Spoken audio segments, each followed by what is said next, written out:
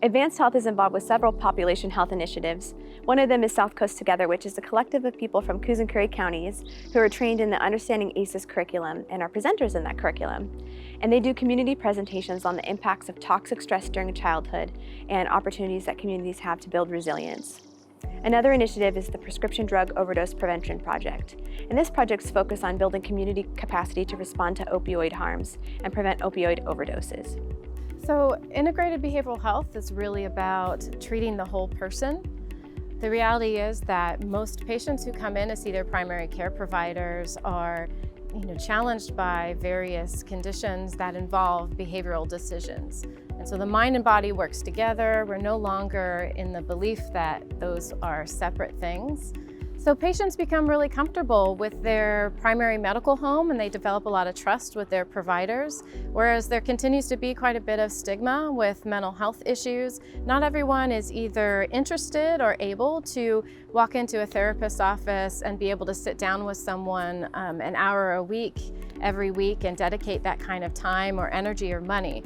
So this model was a way of really addressing that gap in care and treatment, given that these patients are already arriving with their medical providers for mental health conditions, but also for medical conditions that include a lot of behavioral components. So smoking cessation, obesity, chronic pain, things that really require people to make different decisions and look at how they're living their day-to-day lives. And oftentimes they need some help with that. And so that's where a behaviorist comes in. Essentially, we embed a behaviorist into a medical environment and become one of the medical team. So patients come in to see their providers. They may express something having to do with mental health, or they may express an issue that could use some little behavioral changes or some adjustments or some tweaks. The provider will identify that and kind of ask if they're willing to meet with a behaviorist while they're there in the office. They come out, give us a little rundown of what's going on in the room, and then we step in and sit down with the patient while they're there in that moment and try to address their needs as best that we can.